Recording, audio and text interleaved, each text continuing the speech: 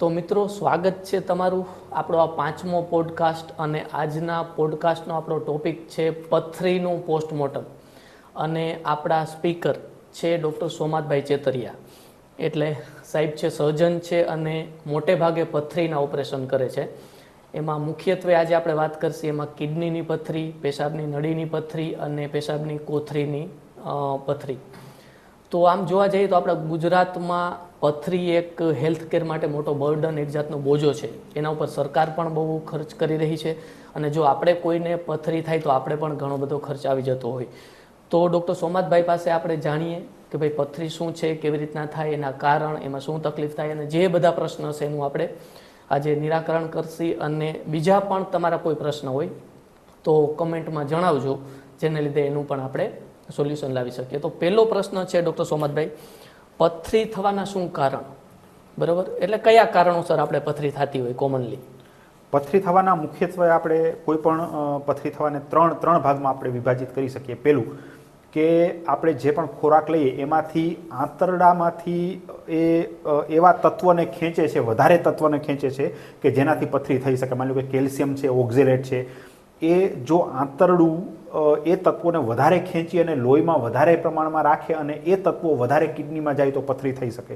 બીજું, કિડનીની રચના, કિડનીની એનેટોમી. માની લો કે કિડનીનું મુખ સાંકડું હોય કે હોર્સુ કિડની જેવા ફેક્ટર હોય તો આમાં પણ પથરી થવાની શક્યતા રહેતી હોય છે. ત્રીજું, કિડનીની ફિઝિયોલોજી, એટલે કે કિડની જે પેશાબ બનાવે એ પેશાબમાં એવા તત્વો કાઢે છે કે જેનાથી પથરી થઈ શકે. માની લો કે ઓક્ઝેલેટ છે, યુરિક એસિડ છે, સિસ્ટીન છે, આવા તત્વો જો કિડની પેશાબમાં વધારે કાઢે તો પથરી થવાની શક્યતા વધી જાય. એટલે કિડનીની રચના એટલે એનેટોમી, કિડનીની ફિઝિયોલોજી અને આંતરડાની ફિઝિયોલોજી, આ ત્રણ કારણો મુખ્ય છે પથરી થવાના. ઓકે, તો શું એકવાર પથરી થઈ હોય તો વારંવાર થઈ શકે એવી શક્યતા કેટલી? કોઈ પણ વ્યક્તિને એકવાર પથરી થાય તો એ આવતા 5 વર્ષની અંદર 50% લોકોને પાછી પથરી થવાની શક્યતા રહેતી હોય છે અને એમની લાઈફ ટાઈમમાં 90% લોકોને પાછી પથરી થવાની શક્યતા રહેતી હોય છે. તો એવું વારંવાર શું કામ થાય? એના શું કારણ? વારંવાર પથરી થવાના કારણો?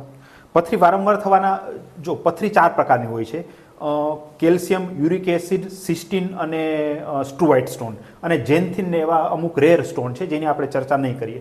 આ 4 કારણ છે, જે કેલ્શિયમ સ્ટોન છે, ઓક્ઝેલેટ છે, યુરિક એસિડ છે અને સિસ્ટીન અને સ્ટુવાઇટ સ્ટોન. તો એમાં પાછા કેલ્શિયમના જે લીધે જે પથરી બને એ પાછી 2 ભાગમાં એને ડિવાઈડ થાય: કેલ્શિયમ ઓક્ઝેલેટ અને કેલ્શિયમ ફોસ્ફેટ. કેલ્શિયમ ઓક્ઝેલેટના પાછા 2 ભાગ પડે: કેલ્શિયમ ઓક્ઝેલેટ મોનોફોસ્ફેટ અને કેલ્શિયમ ઓક્ઝેલેટ મોનોહાઇડ્રેટ અને કેલ્શિયમ ઓક્ઝેલેટ ડાયહાઇડ્રેટ.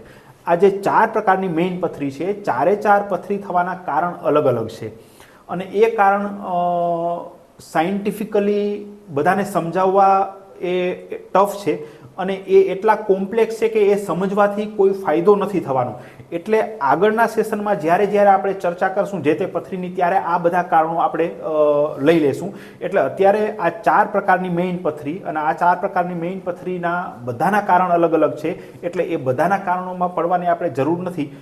એ કોમ્પ્લેક્સ પ્રોસેસ છે પથરી થવી એ, અને એ જાણવાથી પથરી થવી રોકવી કે એ બધું શક્ય નથી. એટલે એના કારણોમાં આપણે વધારે અત્યારે નથી જતા, પણ જે તે સેશનમાં આપણે આગળ ચર્ચા કરશું. તો માની લ્યો મને એકવાર પથરી થઈ તો વારંવાર પાછી પથરી ન થાય, એટલે પથરીને પાછી થતી રોકવા માટે મારે શું કરવું જોઈએ? 3 વસ્તુ કરવી જોઈએ. તમને કોઈ પણને એકવાર પથરી થાય તો એમને કાંઈ કરવાની જરૂર નથી, એમને ખાલી પાણી વધારે પીવાની જરૂર છે. પણ એકવારથી વધારે એટલે કે વારંવાર પથરી થાય તો 3 વસ્તુ આપણે કરવી પડે. એક તો સોનોગ્રાફી અથવા સીટી સ્કેન કરી અને આપણી કિડનીની રચના એટલે કે એનાટોમી જાણવી પડે. બીજું, ડિટેલમાં બ્લડ એનાલિસિસ કરવું પડે, જેનાથી આપણા આંતરડા જે છે એ અમુક તત્વ, જે પથરી થાય એવા તત્વને વધારે લોહીમાં ભેળવે છે એની ખબર પડે. અને ત્રીજું, પથરી કાં તો જ્યારે દવા વાટે નીકળે અથવા તો ઓપરેશન કરીને જ્યારે પથરી કાઢીએ ત્યારે એનું પૃથ્થકરણ કરવું પડે. એટલે કે ડિટેલ બ્લડ એનાલિસિસ, જેનાથી આપણા આંતરડાની એવી કોઈ તકલીફ કે જેનાથી પથરી થાય એવા તત્વો લોહીમાં આંતરડા વધારે ભેળવે છે એની ખબર પડે. કિડનીની રચના, જેના માટે સોનોગ્રાફી અને સીટી સ્કેન કરવું પડે. અને ત્રીજું, પથરીનું પૃથ્થકરણ.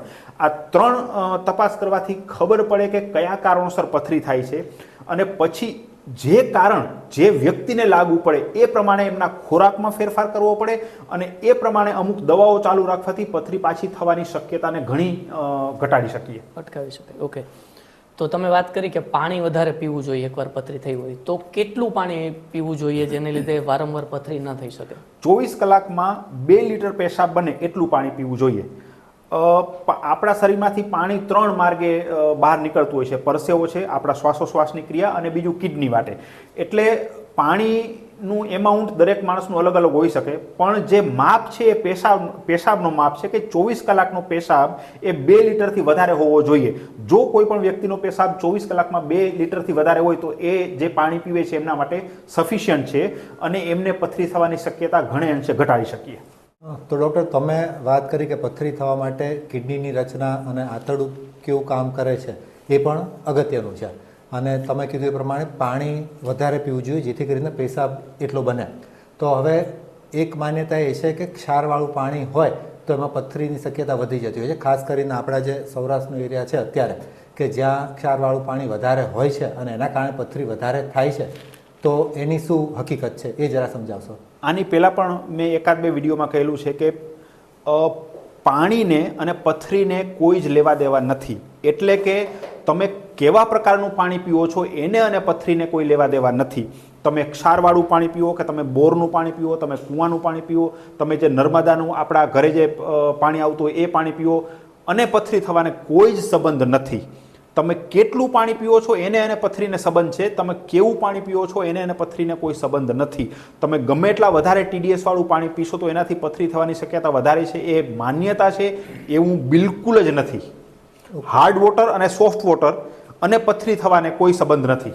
ઓકે, તો ઇવન જે જનરલ પબ્લિક છે અને ઇવન ડૉક્ટર કે જે ઇવન એની ટ્રીટમેન્ટ સાથે સંકળાયેલા નથી, એ પણ એક માન્યતા છે કે ક્ષારવાળા પાણીથી એ પથરી વધે, તો એ ખોટી માન્યતા છે, સાચું? મોસ્ટ ઓફ હેલ્થ કેર સાથે જે સંકળાયેલા છે એ લોકો પણ દર્દીઓને એવું સમજાવતા હોય છે કે આપણા વિસ્તારમાં ક્ષારવાળું પાણી વધારે છે એટલે આપણે બધાને પથરીઓ વધારે થાય છે, પણ હકીકતમાં હકીકત તદ્દન અલગ છે. ક્વોલિટી ઓફ વોટર એટલે કે તમે કેવું પાણી પીવો છો એને અને પથરી થવાને કોઈ જ સંબંધ નથી. સંબંધ છે પાણી કેટલું પીવો છો એને અને પથરી થવાને. પણ તમે તમારા ઘરે જે પણ ક્વોલિટીનું પાણી અવેલેબલ હોય એ તમે પી શકો, એનાથી પથરી થવાની શક્યતા જરા પણ વધતી નથી. ઓકે, તો પછી ઘરમાં આપણે જે ફિલ્ટર લગાવતા હોય છે કે આરો લગાવતા હોય છે કે અમુક જે પ્રોસેસિંગ યુનિટ લગાવતા હોય છે પાણીને ફિલ્ટર કરવા માટેના, તો એના વિશે તમારે શું કહેવું છે? આપણે કોઈ પણ જે આરો સિસ્ટમ અથવા તો ઘણા લોકો હવે અલ્કલાઇન વોટર વાપરે છે, તો એનો ફાયદો એ છે કે એક તો જેમ આપણે પાણી ફિલ્ટર કરીએ એમ એક પાણી ફિલ્ટર થાય, ચોખ્ખું થાય પાણી, એટલે કે એમાંથી કચરો નીકળી જાય છે, બરાબર છે. બીજું કે પાણીનું TDS કંટ્રોલમાં આવે છે. પાણીનું TDS વધે એનાથી પથરી થવાની શક્યતા નથી વધતી, પણ પાણીનો ટેસ્ટ બદલી જાય છે. એટલે તમારા ઘરમાં, આપણા ઘરમાં જે પણ આરો સિસ્ટમ અથવા જે પણ પાણીના ફિલ્ટ્રેશનની સિસ્ટમ આપણે હોય એના બે ફાયદા છે. એક તો એ પાણીને ચોખ્ખું કરે છે, અને બીજું પાણીનું TDS ઘટાડે છે, એટલે પાણીનો સ્વાદ સારો કરે છે. પણ પથરી થવાને એને કોઈ લેવા દેવા નથી. ગમે એટલા TDS વાળું પાણી હશે તો એ પથરી થવાની શક્યતા વધવાની નથી. તો કદાચ TDS વધારે અને આપણને સ્વાદમાં વાંધો ના હોય તો પાણી પી શકાય? Yes, of course. એમાંથી આપણી હેલ્થમાં તમે વધારે TDS વાળું પાણી પીશો તો એમાં પાણીના ટેસ્ટમાં ફરક પડશે, પણ પથરી અથવા તો આપણી હેલ્થમાં ક્યાંય પણ નુકસાન થવાનું નથી. ઓકે, તો TDS માટેના પેલા મીટર આવતા હોય છે કે TDS માપીને એ વધઘટ કરતા હોય છે એ પ્રમાણે, તો એની કોઈ જરૂર છે? જો આપણને પાણી માફક આવતું હોય તો? આપણે પાણી માફક આવતું હોય, આપણે ટેસ્ટ બરાબર આવતો હોય, એનો મતલબ કે જે પાણીનું TDS છે એ બરાબર છે, અને તો પછી આવા સોફિસ્ટિકેટેડ પેલા તપાસ કરવાની કોઈ જરૂર નથી. Okay, thank you. તો ડૉક્ટર, તમારા મત પ્રમાણે પથરી થવી અને પાણીને કોઈ સંબંધ નથી, બરાબર છે? બિલકુલ નહીં. ઓકે. બીજા નંબરે સાહેબ એવું જાણવા મળે આલ્કલાઇન વોટર જેવું કે કેંગન વોટર અથવા કોઈ પણ બીજી સારી એવી બ્રાન્ડ, એવું માર્કેટિંગ કરવામાં આવે છે કે કેંગન વોટર અથવા આલ્કલાઇન વોટર પીવાથી પથરી ફરીથી થતી અટકાવી શકાય છે. તો શું આ હકીકત છે કે ના? કેંગન વોટર અથવા જે કેંગન વોટર એક બ્રાન્ડ છે અલ્કલાઇન વોટરની, અથવા તો કોઈ પણ સોફિસ્ટિકેટેડ સિસ્ટમ વાપરવાથી પથરી થતી રોકી શકાતી નથી. કારણ કે આગળ ચર્ચા થઈ, પથરી થવાના 3 કારણ છે. એક, આંતરડામાંથી એવા તત્વો, આપણું આંતરડું એવા તત્વો, પથરી થાય એવા તત્વો વધારે ખેંચી અને લોહીમાં ભેળવે છે. બીજું, કિડનીની રચના, અને ત્રીજું, કિડનીની ફિઝિયોલોજી. આ 3 ફેક્ટર જ પથરી બનાવે છે. પથરીને પાણીને કોઈ લેવા દેવા નથી. તમે સમજો એક વાત, આપણે જે પણ પાણી પીએ સીધું કિડનીમાં નથી જતું, એ આંતરડામાંથી લોહીમાં ભળે છે અને પછી કિડનીમાં પહોંચે છે. એટલે સૌથી પહેલું ફિલ્ટ્રેશન એ આંતરડામાં થાય છે. આપણે વધારે TDS વાળું પાણી પીએ કે કોઈ પણ પ્રકારનું પાણી પીએ, આંતરડા જ એને ફિલ્ટર કરી અને જે બોડીની ફિઝિયોલોજી જે હોય છે, જે આપણા લોહીની ફિઝિયોલોજી હોય છે એ પ્રમાણે જ પાણીને લોહીમાં ભળવા દે છે. એટલે આપણે પાણી પીએ સીધું થોડું કિડનીમાં જાય છે, એ સીધું નથી જતું. આંતરડાની એક આખી ફિલ્ટ્રેશન સિસ્ટમ વચ્ચે આવે છે, પછી એ કિડની સુધી પહોંચે છે પાણી. એટલે કોઈ જ લેવા દેવા નથી. બરાબર છે. તો પછી પથરી અટકાવવા માણસોએ આરો અથવા તો આલ્કલાઇન વોટરના ઉપકરણો વસાવવા જોઈએ કે ન વસાવવા જોઈએ? પાણીનો ટેસ્ટ સુધારવા માટે આપણે વાત થઈ એમ, અને પાણીને ફિલ્ટર કરવા માટે તમારા ઘરમાં કોઈ એક સિસ્ટમ રાખવી જોઈએ. પણ બાકી સોફિસ્ટિકેટેડ મોંઘા સાધનો અને આ ઉપકરણો વાપરવાથી પથરી અથવા તો આપણી બીજી કોઈ પણ હેલ્થમાં કોઈ સુધારા થતા નથી. રિસર્ચમાં ક્યાંય પણ એવું પ્રૂવ થયેલું નથી. એટલે કેંગન વોટર, અલ્કલાઇન વોટર અથવા તો બીજા કોઈ પણ જાતના સોફિસ્ટિકેટેડ ઇન્સ્ટ્રુમેન્ટની પાછળ ખર્ચા કરવાની જરૂર નથી. બેઝિક સિસ્ટમ તમારી પાસે રાખો અને એ બરાબર ચાલે છે, જો એ સફિશિયન્ટ છે. જો તમારી કોઈ પાસે મારુતિની પણ કાર હોય અને કોઈ પાસે પૈસા હોય તો એમની પાસે મર્સિડીઝ કે એવી લક્ઝરી કાર પણ હોઈ શકે, તો કેંગન વોટર તમે વાપરી શકો. એ તમારી ચોઈસ છે. તમે તમારી જાતને સારી પ્રૂવ કરવા માટે આવી કોઈ પણ સોફિસ્ટિકેટેડ સિસ્ટમ તમારા ઘરમાં વાપરી શકો, પણ એ લોકોને બતાવવા માટે. તમારા હેલ્થ સાથે એને કોઈ સંબંધ નથી. પથરી થવાને અને આ બધી સોફિસ્ટિકેટેડ સિસ્ટમને કોઈ સંબંધ નથી. પછી એવું પણ માર્કેટિંગ થાય છે કે ભાઈ કેંગન વોટર પીવાથી ટૂંકમાં કિડની ડિટોક્સિફાઈ થાય. કિડની પોતે તે ડિટોક્સિફિકેશન ઓર્ગન છે, એને ડિટોક્સિફાઈ કરવાની ક્યાં જરૂરત છે? એટલે એ મિથ છે. કિડની પોતે જ તે બ્લડને ડિટોક્સિફાઈ કરી અને પેશાબ બનાવે છે. તો જે ઓર્ગન ડિટોક્સિફિકેશન માટેનું ઓર્ગન છે એને કોણ ડિટોક્સિફાઈ કરી દેવાનું છે? એ મિથ. તો ડૉક્ટર, આપણે પાણી અને પથરીને તો ઘણું ડિટેલમાં જોયું છે, પણ પથરી અને ખોરાકને કંઈ એવો સીધો સંબંધ, એટલે કે વારંવાર પથરી થતી હોય તો એને કંઈ ખોરાકમાં કંઈ ફેરફાર કરવો જોઈએ કે કંઈ ચેન્જ કરવું જોઈએ? જો મોટા ભાગના ડૉક્ટર આપણે પથરીનું નિદાન આવે ને એટલે સીધું તમને એક લિસ્ટ આપી દે કે કોબી નહીં ખાવીને, રીંગણા નહીં ખાવાને, ટમેટા નહીં ખાવાને, મરચાં નહીં ખાવાના, બીવાળી કોઈ પણ વસ્તુ નહીં ખાવીને.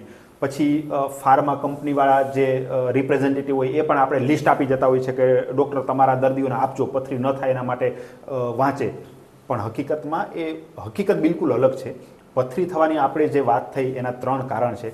તો જે એમાંથી આંતરડાનું જે કારણ છે કે જે આપણે જમીએ એમાં ખોરાકમાંથી જે માની લો કે કેલ્શિયમ છે, ઓક્ઝેલેટ છે, એ અમુક વ્યક્તિના આંતરડા એને વધારે પ્રમાણમાં શોષી અને લોહીમાં ભેળવે, અને એ વધારે પડતું ઓક્ઝેલેટ કે કેલ્શિયમ કે એવા તત્વ જે પથરી કરે એ કિડની સુધી વધારે પ્રમાણમાં પહોંચે અને પથરી થાય.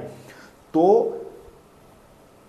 પથરી 4 પ્રકારની હોય. આપણે વાત થઈ કેલ્શિયમ, યુરિક એસિડ, સિસ્ટીન અને સ્ટ્રુવાઇડ. આ ચારેય પથરી થવાના કારણ સાવ અલગ છે, બિલકુલ અલગ કારણ છે.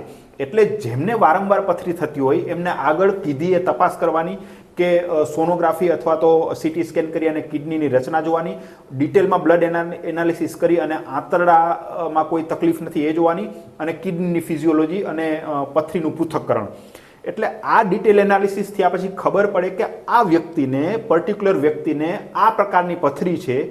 એ પ્રકારની પથરીમાં જે ખોરાકની પરેજી હોય એ પરેજી રાખવાની થતી હોય અને તો જ પથરી થતી રોકી શકાય.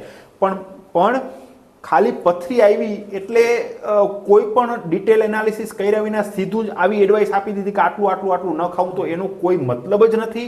જેમને વારંવાર પથરી થતી હોય ને આ જે વાત થઈ એટલું એનાલિસિસ થવું જોઈએ, અને પછી એ પર્ટિક્યુલર માણસ માટે અમુક પર્ટિક્યુલર સલાહ જ ખોરાકની આપવામાં આવશે, અને એ જ એને ફોલો કરવી જોઈએ, ના કે ઓવરઓલ બધી પથરીઓનું ભેગું કરી અને પરેજી રાખવાનો કોઈ મતલબ જ નથી. એટલે કે રૂટીન ખોરાક આપણે ખાતા હોય એમાં કંઈ ચેન્જ કરવાની જેમને એકવાર પથરી થઈ હોય અથવા તો જેમને ક્યારેય પથરી ના થઈ હોય એમને એમના ખોરાકમાં કોઈ ફેરફાર કરવાની જરૂર જ નથી.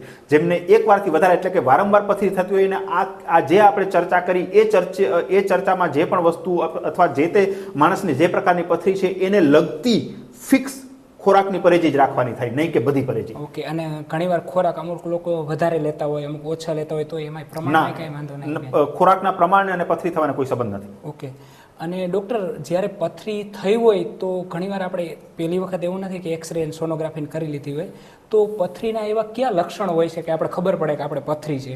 લગભગ દરેક ઘરમાં કોઈના કોઈ મેમ્બરને પથરી થઈ હશે એટલે લગભગ બધાને લક્ષણ ખબર હોય કે ભાઈ પડખામાં કોઈ પણ બંનેમાંથી કોઈ પણ એક પડખામાં દુખાવો જે અચાનક જ ચાલુ થઈ જાય, વધી જાય, એ દુખાવો પેડું બાજુ જાય, સાથે પેશાબની તકલીફ હોય, પેશાબમાં બળતરા થવી કે પેશાબ લાલ આવવો, સાથે સાથે ઉલટી, ઉબકા, તાવ, આ બધા લક્ષણ છે કે જે પથરીના છે. ઓકે, ઘણીવાર આમ આંતરડાના દુખાવો થતો હોય, પથરીનો દુખાવો થતો હોય તો ખબર પડી જાય કે આ આંતરડાના દુખાવો કે પથરીનો છે? પથરીનો દુખાવો અસહ્ય હોય છે એટલે લગભગ દરેક વ્યક્તિને ખબર પડી જતી હોય છે કે અચાનક અસહ્ય થયેલો દુખાવો મોટા ભાગે પથરીને લગતો હોવાની શક્યતા પૂરેપૂરી છે. ઓકે, સિવિયર પેઇન થાય એકદમ હા, ત્યારે yes. પથરીનો દુખાવો હોય છે. હવે બીજું કે પથરીનો દુખાવો થાય ત્યારે એનું ઓપરેશન કરવું ફરજિયાત જ છે? 15 થી 20% લોકોમાં પથરીના ઓપરેશનની જરૂર પડતી હોય છે. માની લો કે 100 વ્યક્તિને પથરી થઈ તો એમાંથી 80 થી 85 લોકોમાં પથરી દવાથી નીકળી જતી હોય છે. 15 થી 20% લોકોમાં જ પથરીના ઓપરેશનની જરૂર પડતી હોય છે. એટલે પથરી થવી અને એના ઓપરેશનનું પ્રમાણમાં ઘણો ફરક છે. ઓકે, તો કેવડી સાઈઝની પથરી હોય તો એ એમનેમ નીકળી જતી હોય છે ઓપરેશન વગર? કોઈ પણ દર્દીને, કોઈ પણ માણસને એક બાજુ પથરી હોય, એમની બીજી કિડની નોર્મલ હોય તો 10 mm ની પથરી સુધી એ દવાથી નીકળી જવાની, 10 mm અથવા એનાથી નાની પથરી દવાથી નીકળી જવાની શક્યતા પૂરેપૂરી રહેતી હોય છે. એટલે 10 mm અથવા એનાથી નાની પથરી માટે દવાથી પૂરતી ટ્રાય કરવી જોઈએ. એમાં કઈ પથરીનું એવું લોકેશન હોય છે કે અમુક જે કિડનીમાં હોય, અમુક નળીમાં હોય, અમુક નીચે હોય તો નીકળી મોટા જતું ભાગે હોય? દરેક પથરી કિડનીમાં બનતી હોય છે અને જ્યારે કિડનીની બહાર નીકળે એ કિડનીની નળીમાં એટલે કે મૂત્રવાહિનીમાં આવે ત્યારે જ દુખાવો થતો હોય છે. એટલે મોટાભાગની પથરીઓ, બધી પથરીઓની વાત નથી કરતો, મોટાભાગની પથરીઓ એ મૂત્રવાહિની એટલે કે કિડનીની નળીમાં હોય છે અને ત્યારે એનો દુખાવો અસહ્ય હોય છે. અને જે પથરીઓ કિડનીની નળીમાં એટલે કે મૂત્રવાહિનીમાં હોય અને 10 mm થી નીચે એમની સાઈઝ હોય તો એ નીકળવાની શક્યતા પૂરેપૂરી હોય છે. હવે ડૉક્ટરે જ્યારે ઓપરેશનનું કીધું હોય કે પથરીનું ઓપરેશન કરવું પડશે તો ઓપરેશનમાં ઘણીવાર એમ કહેતા હોય કે ખુલ્લું ઓપરેશન કરવું પડશે, દૂરબીનથી ઓપરેશન કરવાનું છે, લેઝરનું ઓપરેશન કરવાનું છે, તો આમાં થોડુંક ડિટેલમાં સમજાવજો ને. યુરોલોજી એટલું સોફિસ્ટિકેટેડ થઈ ગયું છે કે અત્યારે પથરીને લગતા તમામ ઓપરેશનો લગભગ એન્ડોસ્કોપિક પદ્ધતિથી થાય છે. એટલે દૂરબીનથી. એટલે હવે લોકો પૂછતા હોય છે કે દૂરબીનથી ઓપરેશન કરશો કે લેઝરથી? તો મિત્રો, દૂરબીન એ પથરી સુધી પહોંચવા માટેનું માધ્યમ છે અને લેઝર એ પથરીને તોડવા માટેનું માધ્યમ છે. એટલે હંમેશા દૂરબીન અને લેઝર સાથે જ યુઝ થતા હોય છે. આ એકબીજાના પૂરક છે. દૂરબીનથી આપણે જ્યાં પથરી હોય કિડનીમાં કે કિડનીની નળીમાં એટલે મૂત્રવાહિનીમાં કે પેશાબની કોથળીમાં એટલે કે મૂત્રાશયમાં, ત્યાં સુધી પહોંચવા માટેનું માધ્યમ એ દૂરબીન છે અને એ પથરીનું નિરાકરણ કરવાનું, એ પથરીને તોડવાનું માધ્યમ, એ ફલ્ગરેટ કરવાનું માધ્યમ એ લેઝર છે. એટલે હંમેશા લેઝર અને દૂરબીન સાથે જ વપરાવાના છે, ઓબ્વિયસલી. એટલે બંને એક જ ઓપરેશન Yes, છે, yes, ખાલી yes. માધ્યમ અલગ અલગ છે. હા. Okay, thank you. જેમ કે સાહેબ તમે હમણાં વાત કરી કે મોસ્ટલી 15-20% જ ઓપરેશનની જરૂર પડતી હોય છે, બાકી 80% દવાથી પથરી નીકળી જતી હોય છે. તો આપણે દવા લઈ તો એટલીસ્ટ કેટલો ટાઈમ આપણે રાહ જોઈ? તો 6 થી 8 અઠવાડિયે, કોઈ પણ પથરી માટે 6 થી 8 અઠવાડિયા દવાથી રાહ જોવી જોઈએ. અને જો 6 થી 8 અઠવાડિયામાં પથરી ન નીકળે તો હિતાવહ છે કે એનું ઓપરેશન કરી અને એનું નિરાકરણ કરવું જોઈએ. બરાબર. હવે આપણે પથરીના ઓપરેશન કરી તો એ શરીર માટે કેટલા હાનિકારક છે, કે જોખમી હોય છે, કે એનાથી શું નુકસાન થાય? જરા પણ નહીં. હમણાં આપણી વાત થઈ, યુરોલોજી એકદમ સોફિસ્ટિકેટેડ અત્યારે થઈ ગયું છે. તમામ ઓપરેશનો 99% ઓપરેશનો એ દૂરબીન અને લેઝર પદ્ધતિથી શક્ય છે.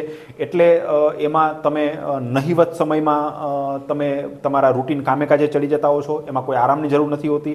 એમાં કિડનીની રચનામાં પણ કોઈ ફેરફાર નથી થતા. એટલે અત્યારના યુરોલોજીમાં એટલે કે પથરીને લગતા ઓપરેશનો એ એકદમ સલામત છે અને એનાથી કોઈ પણ જાતની કિડનીને કે આપણા શરીરને લાંબા ગાળે કે ટૂંકા ગાળે તકલીફ પડતી નથી. ઓકે. હવે એક નવી ટેકનોલોજી છે, લિથોટ્રિપ્સી કહેવાય, કે જેની અંદર પથરીને કિરણથી તોડવામાં આવે છે, તો એના વિશે થોડું માહિતી. એકચ્યુઅલી લિથોટ્રિપ્સી 2010, 2005 અને 2015ની વચ્ચે ઘણું પ્રચલિત હતું, પણ અત્યારે લિથોટ્રિપ્સી એ લગભગ લેઝર એનર્જીએ રિપ્લેસ કરી લીધું છે. એટલે અત્યારે લિથોટ્રિપ્સી બહુ ઓછા લોકો યુઝ કરે છે અને એ આઉટડેટેડ મોડેલિટી છે. અત્યારે લિથોટ્રિપ્સી એ ટોટલી લેઝર એનર્જી એને રિપ્લેસ કરી લીધું છે. હવે ઘણા લોકો એવું હોય છે કે પથરી મતરાવા જતા હોય છે, તો ઘણી વખત લોકો ભૂવા પાસે જતા હોય છે. ઘણી વખત એવી આપણે માન્યતા હોય છે કે દૂર દૂર સુધી લોકો જતા હોય કે ત્યાં પથરી હાથ ફેરવીને કાઢી દેતા હોય છે, તો એના વિશે એ ખોટી માન્યતા છે કે એમાં કંઈ સાયન્સ કે કંઈ કામ કરતું હોય છે? જો આપણે આગળ વાત કરીએ એમ કે 100 જણાને પથરી થાય તો એમાંથી 80 થી 85 જણાને 80 થી 85 વ્યક્તિને પથરી નીકળી જ જવાની છે. ઓપરેશન તો 15 થી 20% લોકોમાં જ, એટલે કે 100 માંથી 15 થી 20 જણાને જ ઓપરેશનની જરૂર પડે.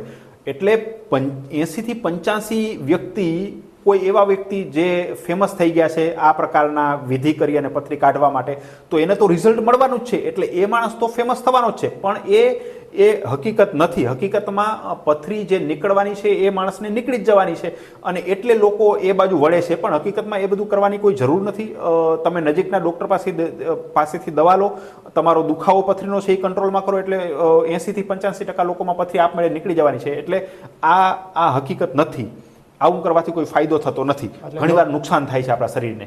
એટલે લોકો આમાં ઘણી વખત આવી રીતે જતા હોય છે અને પછી સમય જતો હોય છે તો પછી નુકસાન પણ હા, કિડનીને ઘણીવાર નુકસાન થાય, ઘણીવાર પછી પ્રીસિયસ ટાઈમ જતો રહે અને પથરીના હિસાબે કિડનીમાં ઇન્ફેક્શન થઈ જાય અને પછી પાછળથી ઘણી બધી હેરાનગતિ થતી હોય છે.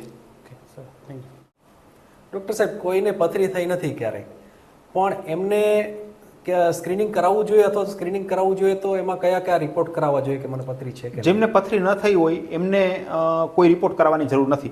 જ્યારે આપણે બોડી ચેકઅપ કરાવતા હોઈએ છીએ, આગળ જે હેલ્થ ચેકઅપની આપણે જે સેશન લીધું હતું એમાં આ રિપોર્ટ થઈ જ જવાના છે. એટલે જો એમાં પથરી આવે તો આગળની વાત આખી અલગ છે, જે આપણે આગળ ચર્ચા કરીએ પ્રમાણે. પણ જો પથરી ન થઈ હોય તો એના માટે કોઈ અલગથી સ્ક્રીનિંગ કે બીજા કોઈ પણ રિપોર્ટ કરવાની જરૂર નથી.